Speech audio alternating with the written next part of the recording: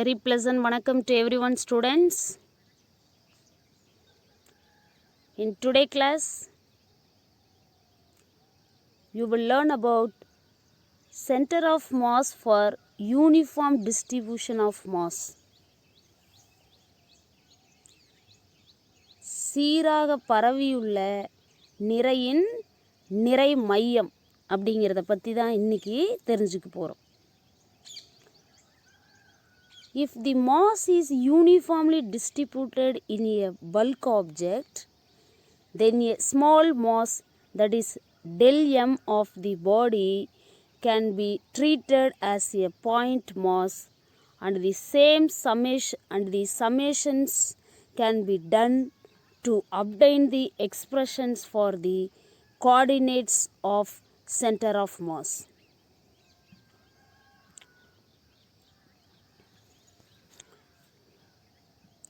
ஒருவேளை நிறை சீராக பரவி இருந்துச்சு அப்படின்னா, ஒரு பெரிய பொருளில் நிறை சீராக பரவி இருந்துச்சு அப்படின்னா,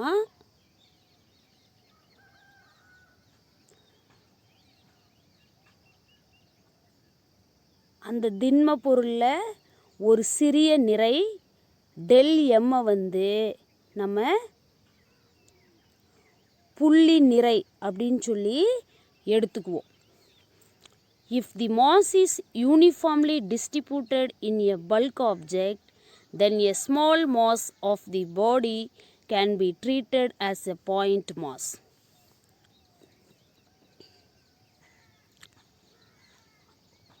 அது மட்டும் இல்லை,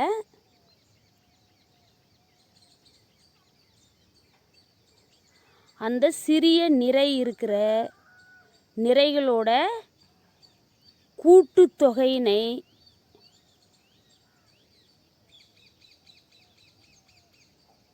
எடுத்துக்கிட்டு நம்ம என்ன செய்வோம் அப்படின்னு பார்த்திங்கன்னா, ஆய அச்சு தொலைவுகளுக்கான சமன்பாட்டை வருவிப்போம். அப்படின்னா, இப்போ ஒரு பல்க் ஆப்ஜெக்ட் இருக்குது. அந்த பல்க் ஆப்ஜெக்டை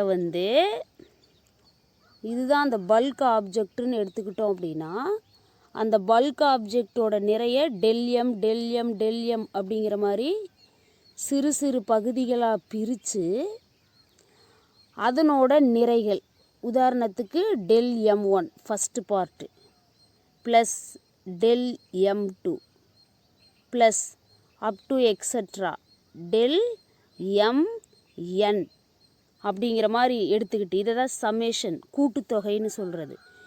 அந்த கூட்டுத்தொகையினை வச்சு நம்ம ஆய அச்சு தொலைவுகளுக்கான சமன்பாட்டை கண்டுபிடிப்போம். இந்த பல்க் ஆப்ஜெக்டில் n parts of del m small mass இருக்குது அப்படின்னு வச்சுக்கிட்டோம் அப்படின்னா, இந்த மாதிரி சமேஷன் மூலமாக தான் இந்த கோஆர்டினேட்ஸ் ஆஃப் சென்டர் ஆஃப் மாஸுக்கான எக்ஸ்ப்ரெஷனை நாம் வருவிப்போம்.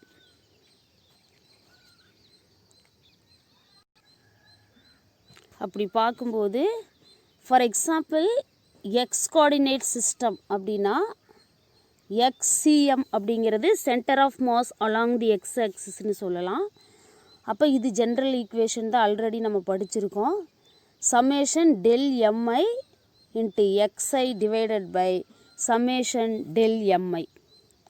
அதுவே ஒய் கோஆர்டினேட் சிஸ்டம் அப்படின்னா YCM is equal to summation del m i y i divided by summation del Mi.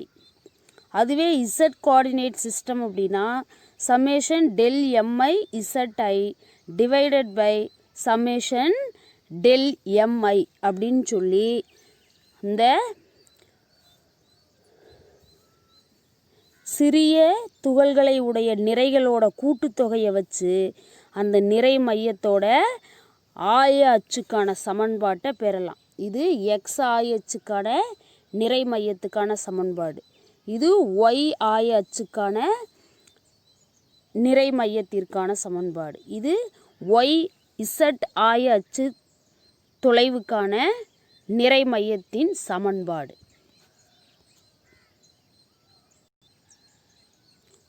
On the other hand,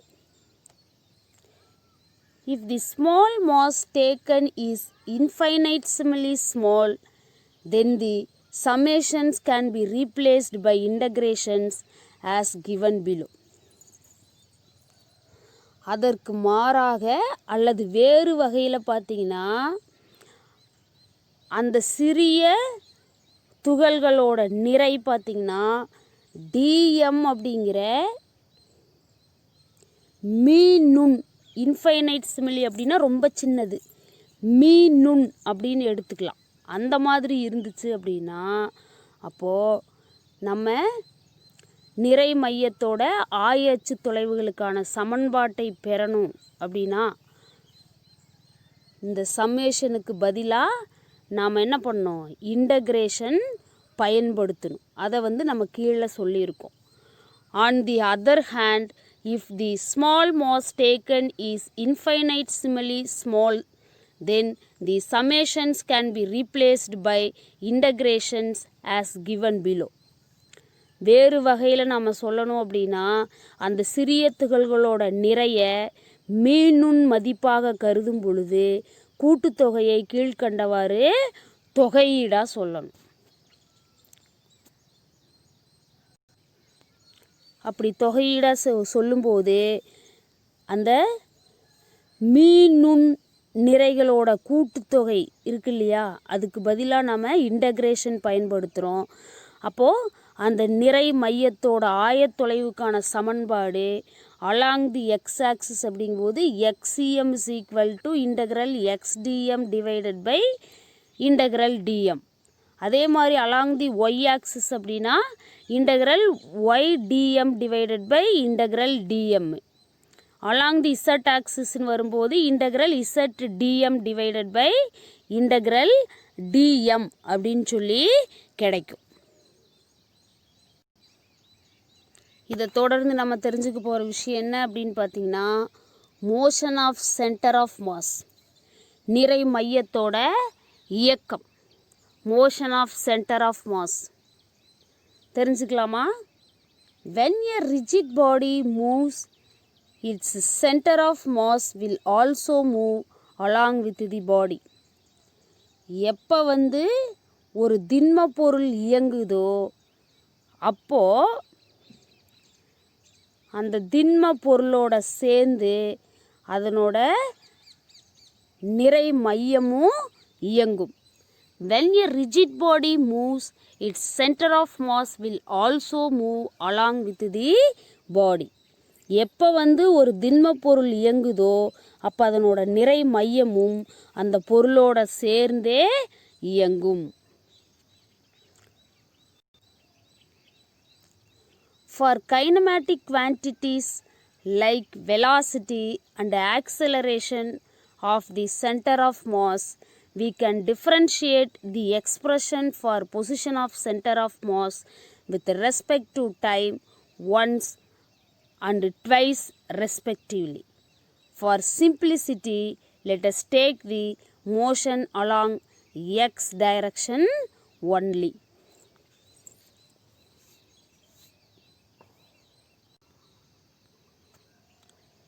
நிறை மையத்தோட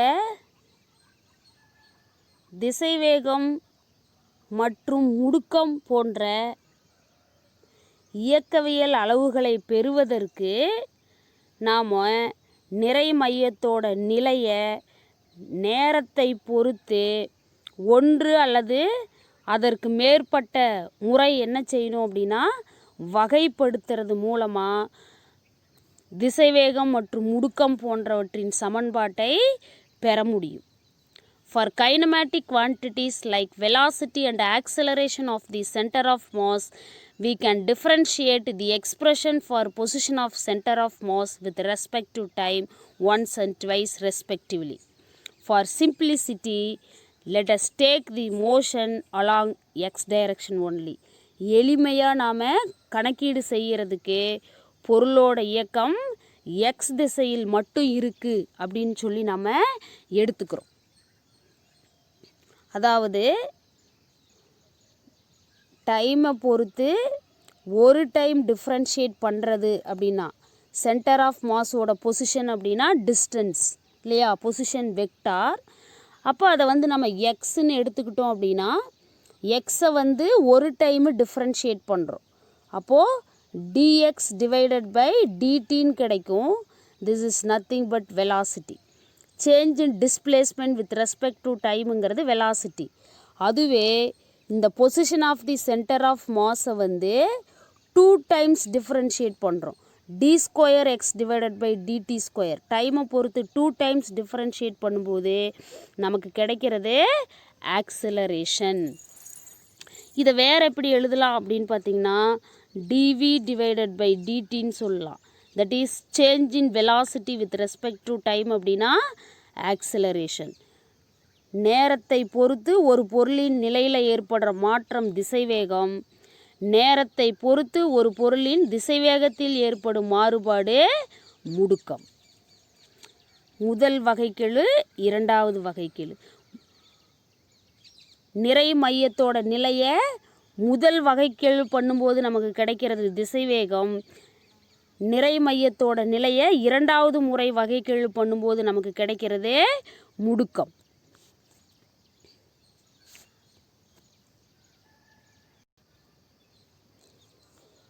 விசிஎம் அப்படிங்கிறது யார்?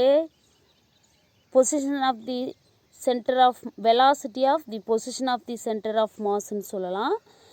அப்போது டிஎக்சிஎம் டிவைடட் பை டிடி. இங்கே அலாங் ஒன்லி எக்ஸ் ஆக்சிஸ்ங்கிறதுனால எக்ஸ் போட்டிருக்கோம். இதை எப்படி நாம் எழுதுறது? கூட்டுத்தொகை சமேஷனில் வந்து summation m i into d x i divided by d t divided by summation m i அப்படின்னு சொல்லலாம். இது வந்து ஒரே ஒரு புள்ளி நிறைக்கு மட்டும் பொருந்தும். இது வந்து அந்த திண்ம பொருளில் இருக்கிற அனைத்து அல்லது எண் நிறைக்கும் பொருந்தும். இப்போ இதை சுருக்கி எப்படி எழுதுறது அப்படின்னா VCM vector is equal to summation Mi dxi by dt is nothing but vi vector velocity இல்லையா, டிவைடட் பை சமேஷன் mi. இதே மாதிரி இப்போ ஆக்சிலரேஷன் கண்டுபிடிக்கலாம். acm is equal to d by dt into dxcm divided by dt இல்லையா. அப்போது இதுக்கு என்ன அர்த்தம்? d square X by DD square. இது எப்படி எழுதலாம்? d square xcm vector divided by dt ஸ்கொயர். that is nothing but dvcm வெக்டார் divided by dt இல்லையா. சேஞ்ச் இன் இதை சுருக்கமாக வெலாசிட்டி பை டைம்னு எழுதலாம். that is nothing but summation mi dvi divided by dt divided by summation mia. இந்த dvi divided by dtங்கிறது acceleration. Change in velocity with respect to டைமுங்கிறது acceleration. அப்போ acm vector is equal to summation miai divided by summation mi. இப்படி தான் அந்த position of the center of மாஸோட velocity and ஆக்சிலரேஷனை நம்ம கண்டுபிடிக்கிறோம். நிறை மையத்தோட நிலையை பொறுத்து அதனோட திசைவேகம் மற்றும் முடுக்கத்தை கண்டுபிடிக்கிறோம்.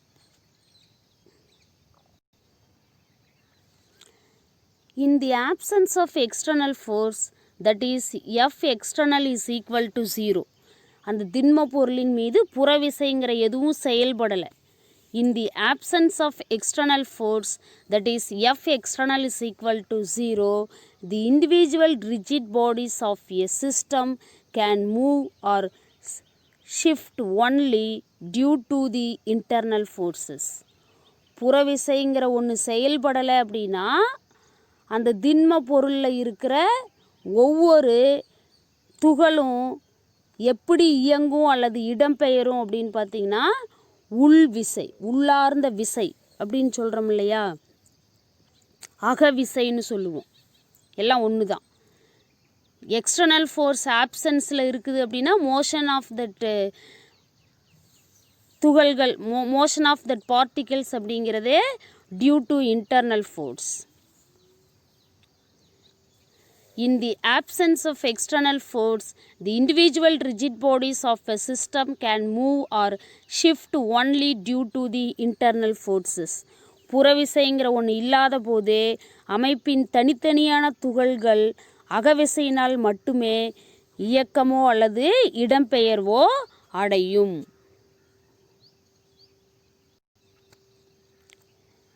This will not affect the position of the center of mass. அதே நேரத்தில் அந்த இன்டர்னல் ஃபோர்ஸ் அப்படிங்கிறது நிறை மையத்தோட நிலையை எந்த விதத்திலையும் பாதிக்காது. This means that the center of mass will be in a state of rest or uniform motion. இது நமக்கு எதை சொல்லுது அப்படின்னு பார்த்தீங்கன்னா, அந்த நிறை மையம் அப்படிங்கிறது ஓய்வு நிலையில் இருக்கும் அல்லது சீரான இயக்கத்தில் இருக்கும். நிறை மையம் ஓய்வு நிலையிலேயோ அல்லது சீரான இயக்கத்திலேயோ இருக்கும்போது அந்த நிறை மையத்தோட நிலையை அந்த உள்ளார்ந்த விசை எந்த விதத்திலையும் மாற்ற முடியாது. Hence, VCM vector will be 0 when the center of mass is at rest and constant when the center of mass has uniform motion. இதிலிருந்து நமக்கு என்ன தெரியுது? எனவே VCM அப்படிங்கிறது 0வாக இருக்கும், சுழியாக இருக்கும். எப்போ அப்படின்னு பார்த்திங்கன்னா, நிறை மையம் ஓய்வு நிலையில் இருக்கும்போது. ஒரு பொருள் இயக்க நிலையில் இருக்கும்போது தான் அதுக்கு திசைவேகம் இருக்கும். ஓய்வு நிலையில் இருக்கும்போது திசைவேகம் சுழி. அதனால் நிறை மையம் எப்போ ஓய்வு நிலையில் இருக்குதோ அப்போது VCM அப்படிங்கிறது சுழி. அதே நேரத்தில் எப்போ நிறை மையம் சீரான இயக்கத்தை மேற்கொள்ளுதோ அப்போ திசைவேகம் அப்படிங்கிறது மாறிலியாக இருக்கும்.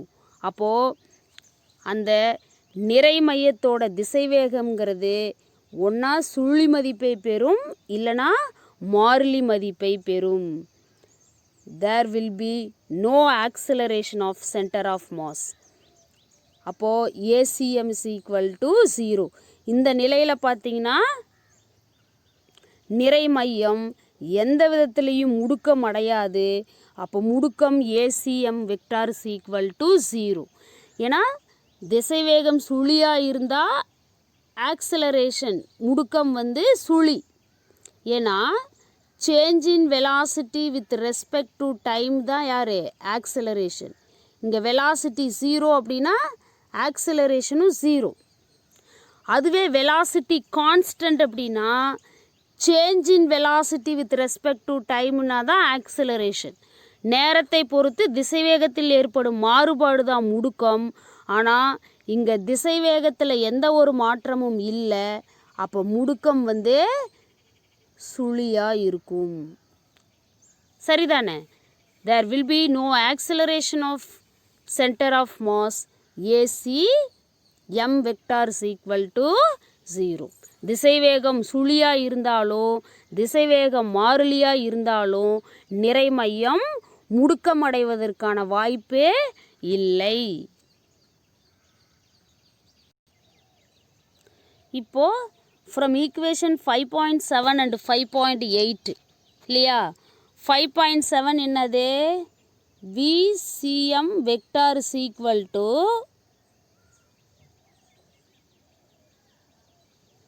summation MIVI divided by summation MI இல்லையா? அப்போது இங்கே திசைவேகம் சுழியாக இருக்கும் அல்லது மாறிலியாக இருக்கும்.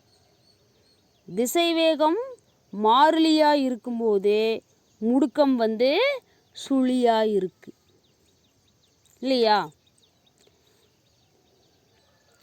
திசைவேகம் சுழியாக இருக்கும்போதும் அல்லது மாறிலியாக இருக்கும்போதும் முடுக்கம் சுழி. எப்பெல்லாம் வெலாசிட்டி 0வாக இருக்கோ எப்பெல்லாம் வெலாசிட்டி 0வாக இருக்கோ அப்போ ஆக்சலரேஷன் 0. எப்பெல்லாம் வெலாசிட்டி கான்ஸ்டண்ட்டாக இருக்கோ அப்பெல்லாம் acceleration 0.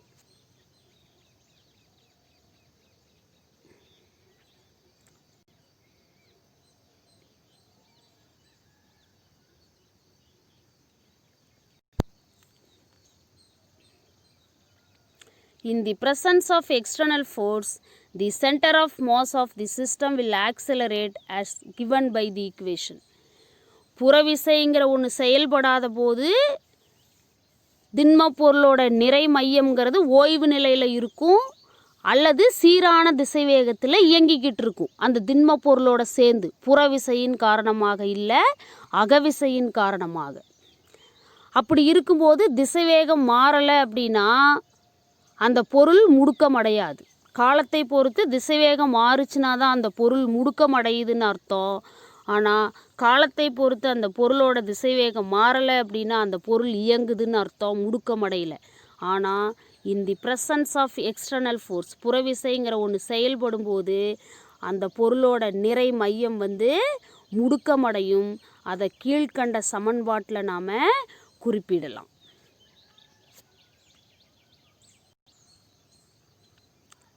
F external vector is equal to summation mi into ACM vector. இப்போ இந்த சம்மேஷன் எம்ங்கிறது என்னது அப்படின்னு பார்த்தீங்கன்னா அந்த திண்ம பொருளில் இருக்கிற மொத்த துகள்களோட நிறைன்னு சொல்லலாம். அது கேபிட்டல் எம்னு இன்ட்ரொடக்ஷன் ஆஃப் சென்டர் ஆஃப் மாஸ்லேயே நம்ம படிச்சிருக்கோம். அப்போ இன்ஸ்டெட் ஆஃப் தி சமேஷன் எம்ஐக்கு பதிலாக கேபிட்டல் எம் அப்ளை பண்ணுறோம். அப்போ f external vector is equal to MACM vector. According to Newton second law of motion f is equal to MAன்னு படிச்சிருக்கோம் இல்லையா. எம்ங்கிறது மாஸ், ஏங்கிறது ஆக்சலரேஷன்.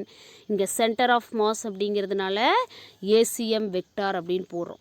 இதிலிருந்து ACM வெக்டாருக்கான எக்ஸ்ப்ரெஷன் நம்ம கண்டுபிடிக்கும் போது ACM வெக்டாரை ரைட் சைடில் வச்சுட்டு M லெஃப்ட்டுக்கு வரும்போது டினாமினேட்டரில் வரும். Therefore ACM vector is equal to F external vector divided by total mass of the rigid body.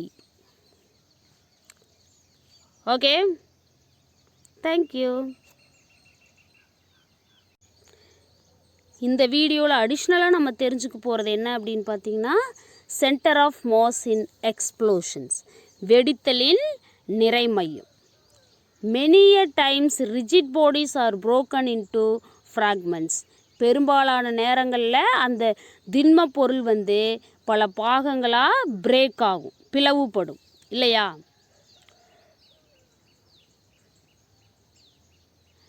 If an explosion is caused by the internal force in a body which is at rest or motion, the state of center of mass is not affected.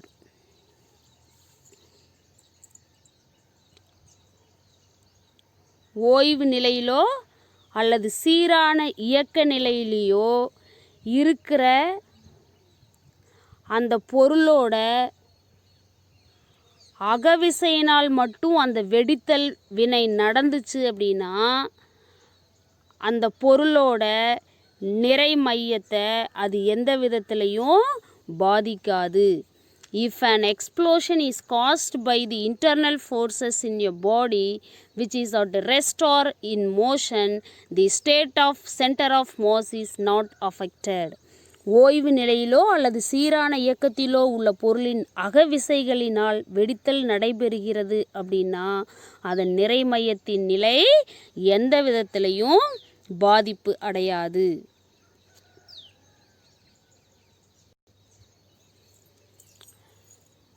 It continues to be in the same state of rest or motion.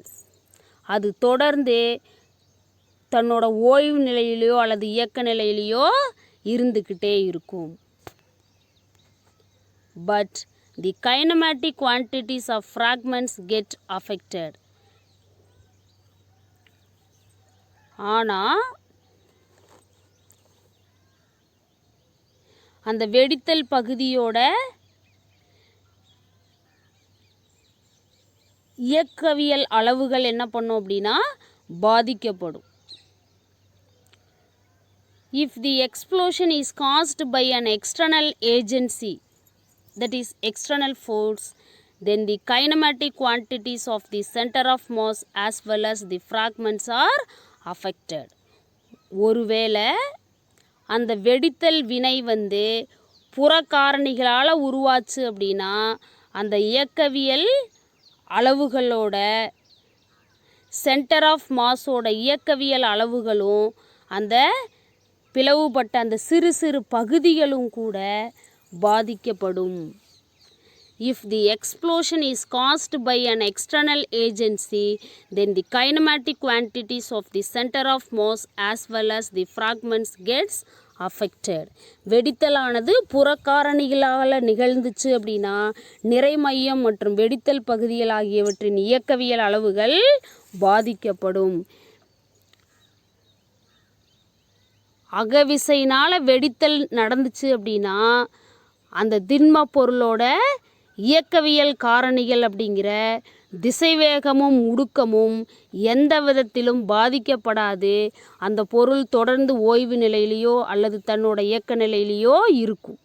ஆனால் அந்த திண்ம பொருளோட வெடித்தல் வினை புறக்காரணிகளால் நடந்துச்சு அப்படின்னா அந்த பொருள் தன்னோட ஓய்வு நிலையிலையோ அல்லது இயக்க நிலையிலையோ தொடர்ந்து இருக்க முடியாமல் அந்த இயக்கவியல் அளவுகளான திசைவேகம் முடுக்கம் எல்லாம் மாறுபடுறதுக்கு வாய்ப்பு இருக்குது. குறிப்பாக அந்த நிறை மையத்தோட திசைவேகம் முடுக்கம் அப்படிங்கிற அந்த இயக்கவியல் அளவுகள் மாறுபடும்.